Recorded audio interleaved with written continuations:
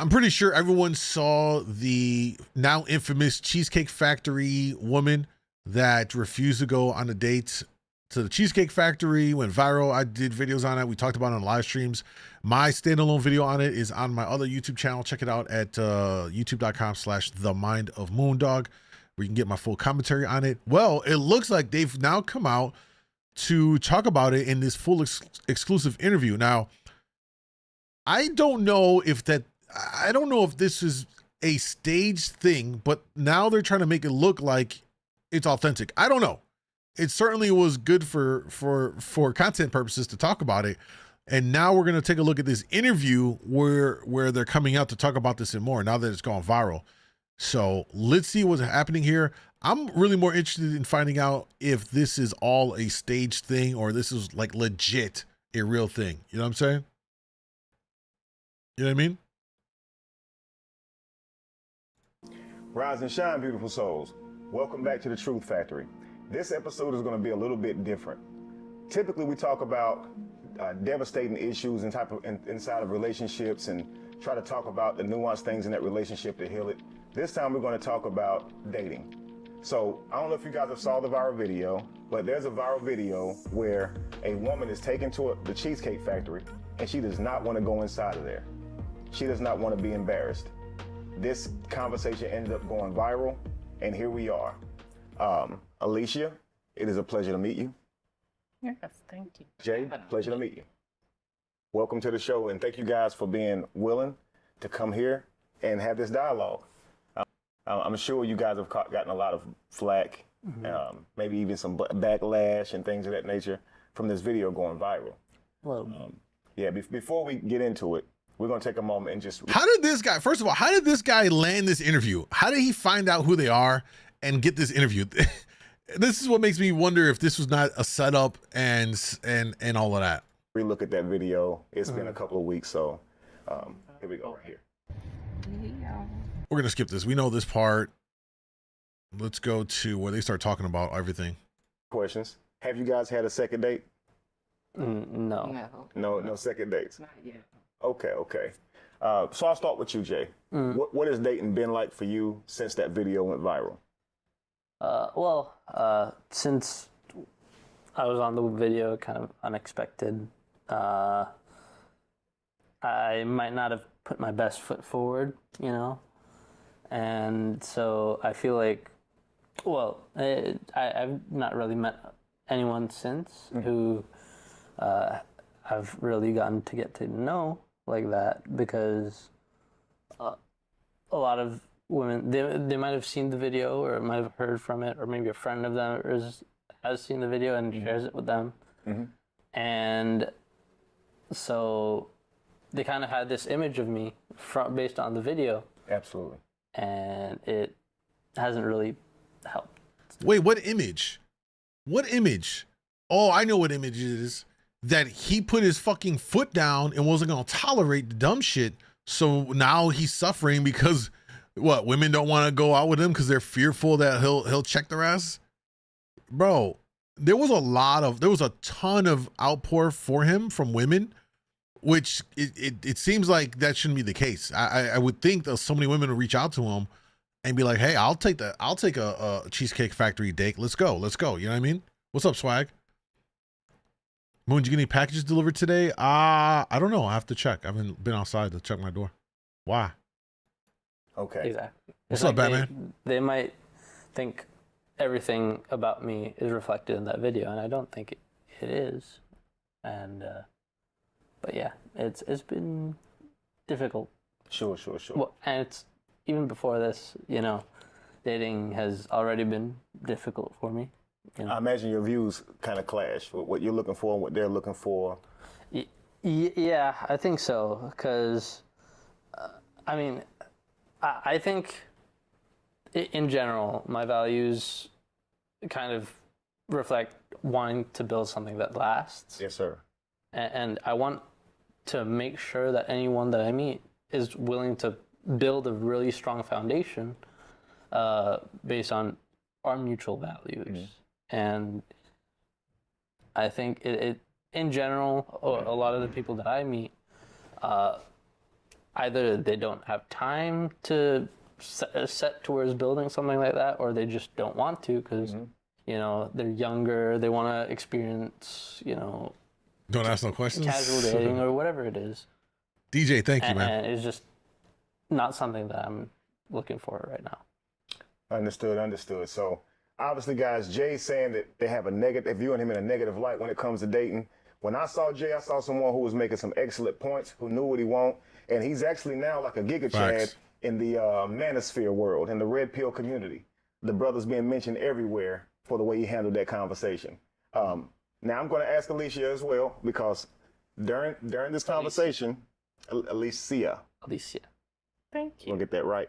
Okay, so Alicia, you didn't seem to really disagree with what he was saying. Now you had a definitely a different opinion before he gave you his mind, right? But you seemed very receptive to it. Can you explain to me kind of what you were? By the way, she's like a big woman. When I mean that, I mean like she looks like she's tall.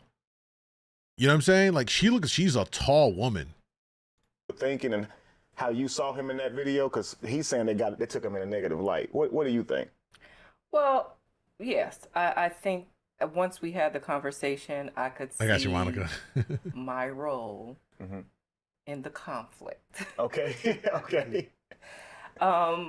Let's back up a little bit. To be fair, I mean, I was always raised that the man is supposed to cater to you. I mean, you're courting me, so court me. That means wherever I want to go, you take me. Absolutely. Whatever I want, you buy me. That's courting. You know, I'm looking for a provider. Yo, I don't think most men have a problem with this. The problem and why there's a lot of pushback and why the red pill guys are fighting this is because women are asking for this before, up front, like before a guy even knows. Like, imagine it from a guy's perspective. I try to take you out on a date. You expect all this up front. I don't even know you enough to know if it's worth my time, worth my energy, worth my money to pour into you. Meanwhile, I'm just date number 5 out of 7 you have lined up for the week. You know what I mean? It's like no guy wants to pour into someone that fast without knowing a couple of different things. One, are you also only dating me so that I have your undivided attention? And you know what? And if it doesn't go anywhere, then you know you go right back into the dating pool. But so many people right now, men and women, are habitually dating, meaning they see one person on one day, they got somebody up for the next day. How do you give someone your attention to actually allow yourself to bond and get to know them? Because the whole time you're just thinking about the next day's date. What am I gonna wear? Where are we gonna go? What are they gonna do? Like, this is a huge problem in dating. And this is a big reason why men are like, yo, I'm not trying to do $500 first dates. It's not that guys wouldn't want to spend money on a girl. It's like they want to spend money on a woman that they actually like and they know is into them. And there's something more there. Like they got some level of connection. You know what I'm saying? Otherwise, if you're dropping that kind of money on a first date with some essentially a random woman that you only like enough to just invite out, just go get a prostitute or an escort. At that point, you know what I mean? It becomes so transactional. So, but after the conversation, I could see how there was a lot of Okay. in that exchange. Absolutely. I was definitely very self-centered, and I can appreciate if I do want someone to provide for me, I at least gotta be a little bit nice. Absolutely. Okay. Yeah. Okay, great. So now I ask you this, based on your At idea. least there's a lot of other things she needs to do, because bro, she got a stank attitude as a whole. At least she's kind of showing some level of accountability, which you know, that's something. Give her credit for that, but there's more she got to change. You know what I'm saying? Of dating before your conversation with Jay. How did you grow up? Who also thinks that way? I'm sure you have. She a big friends red who flag. Think that way. I've heard it a lot. I mean, Okay, so- everybody. I mean, that's what he's supposed to be, the provider. Absolutely. So, and I'm a beautiful woman. So I'm expecting to be treated like royalty. I mean, come on. So that's But what the I was kicker doing. is, how do we treat him? And that's No one's gonna want to give you things when you have an attitude that I deserve it, like it needs to happen. Y'all notice how she says I'm beautiful and I need da. It kind of takes away from it, don't it? What I mean by that is, if I'm with a woman and she's just doing what she does without opening her mouth to say, "Oh, Moon, you should be doing this for me because I'm beautiful. Oh, Moon, I deserve this." You know what I mean? Like, well, I don't want to fucking do it now that you're saying that. Like, it's a turnoff. But if she was just being herself naturally, and she steps into the room and I just know, damn, she's fucking beautiful, and she opens up her mouth and it's kind and sweet and caring. Guess what? Holy shit! I'd give the shirt off my back for that girl. I would give my last dollar for that kind of a woman. And all it takes is just not being fucking obnoxious about it. Just, you know what I mean? Just exude it naturally without having to run your mouth and be like, I deserve it. Like, let's get the fuck out of here. You know what I'm saying? Like, just opening your mouth. It's the same way. How many of y'all have talked to somebody and they gas up their sex game? Oh man, I put it down, girl. You know what I'm saying? Or a girl like, oh, I got that guac. You know what I'm saying? I just all over your stuff. I got you. And then you get with them and you're like, what is this? Like, this is not like. To me, it's kind of one and the same. Like, just stop opening your mouth. You're ruining it. You know what I mean? Just do it naturally without speaking on it. that's where the disconnect was. Right.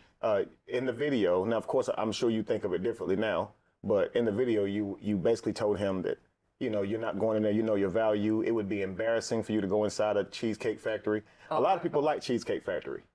Now, so when I see that video, I'm thinking, okay, she must have some friends who probably would disagree with her going inside a Cheesecake Factory.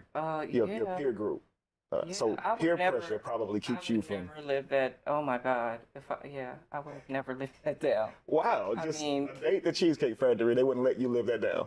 No, I have an image to protect. Here's the part of this that doesn't make sense to me though, is the way she's carrying herself, like she's high and mighty on a soapbox. And I'm gonna keep it a buck. My man here, just like most men, average looking. A lot of us are just average looking men. You know what I'm saying? What's odd to me is nothing about how she carries herself leads me to believe that she would ever take a date out with like an average looking guy. Maybe he got bread. Obviously, that's a big factor because women can overlook a guy's regular ass lookingness, if you will, if he got motion, he got some bread or something like that. Some other, he's really funny, or something to that degree. You got to offset the lack in physical, attractiveness to a woman with something else. So, but I mean, just look at the two. I would never think that this would be the kind of guy she would normally go for from the jump, which is why part of me was wondering if this is not like a staged thing that they put on the internet. It does not do that. That was, that was my circle though. That's how, Sure. That's how we roll. Sure. I mean, to be quite blunt, that's how we roll. Hypergamy is a big thing in my circle. Mm-hmm. It's what we've been taught. Why? I mean, as a black woman, I'm gonna go there. I mean, as a black woman, we're really tired of having to settle. We want to be treated well. Mm-hmm. We want that soft life. So that's what I thought I was going after. However, what I understand is a part of having a soft life is being cooperative. Being soft. Not being combative. You're right. Actually being soft. Right. Right. Being receptive, being sweet. Absolutely. Being pleasant. Right. Because we do understand the value of resources. But it can't be just something for a lifestyle. Resources, a man's resources is not just for a woman's experiences and traveling and the lifestyle they'll live when married. Is for providing for the family and the children. And that's why she should seek a man and you know, respect his resources or prioritize his resources, not just for what it can do for her. Right. And so when you were in the beginning of it, you was just saying, I'm not doing it. It seemed really selfish. Right. And I appreciated that when I saw the video myself. That's one of the things I covered is, wow, I've never seen a woman that receptive to being accountable. Right. And you were. But Jay, however, didn't want to go out on a date. He wanted to discontinue that date, and he wanted to take it on to the house. Jay, the was that your first time perfect way to handle that. stopping a date midway through and going on back home, or? Yeah, something like that's. I'm sorry, at least that's the first time I've really like put my foot down to that kind of extent. But it's not like an isolated incident. Okay. You know, like I've gone on dates with several people now, even before her, where they had very specific things they were looking for in a boyfriend or whatever, and even within my own circles, right? And that's just not something that I'm looking for, because I was raised like we were talking about how she was raised, whereas with me, like my family, like we've passed down the name for ages, and we're a very close-knit, strong family. You passed down your first name, Jay? Like yes. your father's and father. Yeah, How many generations, probably? I mean, I couldn't really count it myself. Wow. Because I mean, the thing is, like, I'm from India. Okay. You know, and the partition happened where like India was separated from Pakistan, and a lot of my family were on both sides of that, and we had to come back together. Wow. And we had to. It was very important for us deja to stay vu. strong after the fact. At the time, maybe we didn't care as much about creating this legacy, but ever since, it's like that's been one of the strongest parts of our family, is the importance in creating our legacy. And with that in mind, like I've grown up with the idea that I want a strong family here now that I'm living in America. The only kind of relationships I seek are ones where that is the only value. That is the biggest value. That is the most important thing for the other person as well as for me. Wow. Yo, Jay sound like a decent guy. You know what I'm saying? The kind of guy that women say they want, but then they get it and they fumble it. Actually, real quick little side note here. Capone said for the bingo card, the Lulu bingo, put herself on a pedestal. I'm not mad at that one. Let's see. Puts herself on, how do I spell pedestal? Stalled. I'll put that in there for now. We need 1, 2, 3, 4, 5, 6 more to fill up the Delulu card. We'll work on that. Don't worry. Where's it at? All right, let's continue. That's actually powerful. So your family going through all that they did, it caused you guys to really idealize relationships, right? And specifically relationships that last. Absolutely. And so here you are in America dating, and mostly in our culture, where you stated earlier you were a black woman. Of course, we have been through some things, right? In our culture here in the States and throughout the whole diaspora, I like using that word. But a lot of times our culture has been stripped, and we haven't yet began to idealize relationships, you know, so we're more so going along with the flow. So here he is in America, and he's meeting a woman who's in America, and she sees dating the way Americans see dating. And so I can see the clash in that. Yeah. You know, he's looking at you as if that's selfish. You're looking at him as if, you know, he's treating you beneath your worth, your actual value. So here's what I want to do, guys. I want to go back a bit. Can y'all tell me how y'all met? Yeah, I want to hear how they met. How you guys met? Yeah, let's hear this. What app? I was in Midtown, and like I barely even have time to go out with friends and all that. But it was a really close friend's birthday, so I went to get some drinks for the first time in ages, and I saw this beautiful woman, who it seemed like every other guy in the bar was either intimidated by or too shy to talk to. Nah. Hey, I'm sorry, Jay. I'm sorry, because what really happened was every other guy saw the fucking walking red flag. You know, she was practically had it on her forehead, and they just stood away. Poor Jay didn't see it, man. He didn't see it, and he shot his shot, and here he is. He didn't see it. I think every other guy saw her like, oh hell no! I just know she's gonna be a headache. And I thought, what the hell? Why not? And she was, minding her own business. And I asked her, her name, Alicia, and I thought that's a beautiful name. And even despite how loud it was in the bar, we were still able to talk a little here and there. And I got her number, and she had to go. And so we kept talking after that for a little bit. And then like a week later, I asked her, you want to go out? To this restaurant. Yeah. And I told her it would be a surprise. And maybe that might be a problem on my part. It might have raised the expectations a little bit. But no, she was ungrateful. I guess the surprise ended up being Cheesecake Factory, where Right. the original surprise was. I want to get to that. You had something else planned for her, right? Yeah. Because of how the evening went, the Cheesecake Factory happened, right? Yeah. So can I just say before? Sure. I love the Cheesecake Factory, and it's a place that I've gone to for like every birthday. So like it wasn't just like a random restaurant to me. It was also like a place that I've gone with my family. It's a comfort throughout thing.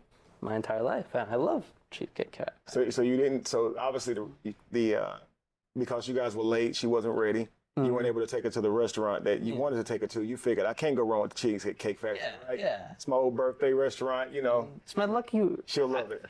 And that's the lucky spot too at the perimeter. Lucky spot. Okay, we'll come back to that. Well, no, I'm kidding with you. Okay. Alicia.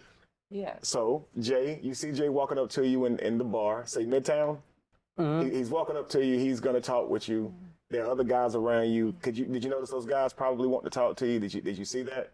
Yes, I did. So what made you say, okay, I'm going to give this guy a chance? What was it about him? Well, he was bold enough to come up and talk to me for Confidence, one. okay. So yes, I definitely am attracted to confidence. He just seemed like he had a pure heart. He was, very thoughtful, engaging. I mean, the only he won me over. He did win me over, but I'm a tall woman, and so there wasn't necessarily like that immediate attraction. But as we began to talk, it was really his heart that made me say, I'll give this guy a try. Okay. Yeah. Is that where you draw your line? Is that typically you don't date guys who are, guys have to be at least your height or taller before you would date them? Exactly. How tall is she? Okay. I told you she looks tall. That probably makes it difficult finding someone suitable for yourself. You are what, 6'1", 6? I'm almost 6'1", yes. Almost 6'1". Wow. So that means, let's see, 14.5% of men are at least 6 feet, right? But that next 2 inches for you to find someone taller than you, that's 3.6% of men in the entire world that are tall enough that are at least 6'2". Is that discouraging? I mean, I only need one. I only need to. You need one, but he needs to be that height. He needs to make the resources, right? Yeah. He needs to be funny. He needs to be charismatic. He needs to be disciplined, and that doesn't discourage you. Like, I'm an optimist, but no. I like it. Yeah. I like Delulu.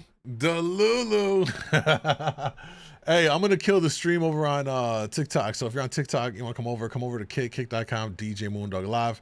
If not, much love. All right, y'all still with me? Let's kill that real quick. But no, I mean, This is always ugly. Logically speaking, I understand what you're saying. I've heard this many times, but I haven't given up on, I hadn't given up on that. But I'm actually open. I really enjoyed our conversation, so I would consider. Well, sure, and I was going to commend you for that. I didn't see it as a. I know you're saying that they have to be that height, but it seems that you are willing to, make an exception, just like you did for Jay here when he walked up and he had the confidence of a 6'2" man. You were willing to at least hear what he had to say, and that's a good thing. Because it may not be the cookie cutter thing that you plan out. So if we're going to look for a happy relationship, a harmonic one that gives our children and our lineage what they need for years and generations to come, right? We may have to make an exception or two, right? Yeah. Sometimes it's not what we want, it's what we need. And we have to be more open to what we need. That's absolutely true. I was going to say, when it comes to how we date, I think a lot of it is just the information that we have, right? So what I noticed from yours and Alicia's conversation, Jay, is that you had a different view of altogether of what dating should look like leading up to a relationship, and she had a different view.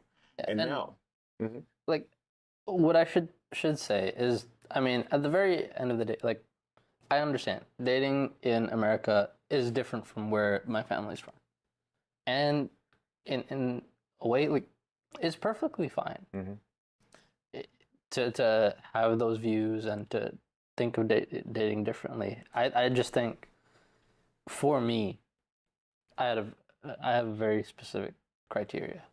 Liz, I'm gonna end it here because I think we got the gist of it, right? Here's my word of advice to Jay. You're probably going to just go back home and date. I don't know if he's already thinking about, I should probably not date in America because this is what I got to deal with here.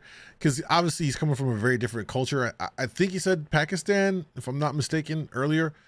Very different culturally in how they do all this stuff. You're probably better off just going back and doing it that way. I feel bad for Jay. He got a rude awakening in dating in America and stuff like that. She's taking some, accountability in this all and everything. But at this point, this has now become it will forever be a permanent talking point in all of these dating spaces and podcast spaces forever. The Cheesecake Factory date and woman, to make the points about like the current state and presumably the, how the state of dating is going to be going, for who knows how long, that there's always an issue that it needs to be certain things have to be done from the jump and all that stuff. It's kind of a crazy situation here. I thought that maybe this was kind of staged, but more than anything, the way Jay talks leads me to believe that this was legit. He actually found her, and this actually is a real deal situation. It wasn't something that was a staged event. Could be wrong. Maybe they come out later on and say that, hey, we did this as a social experiment to get people, talking on this subject or whatever. But for all intents and purposes, for me, definitely feels like this is a real deal. He just really went through it. And again, props to him for, putting his foot down and holding his ground. You know what I'm saying? That's crazy. Crazy. Oh, India.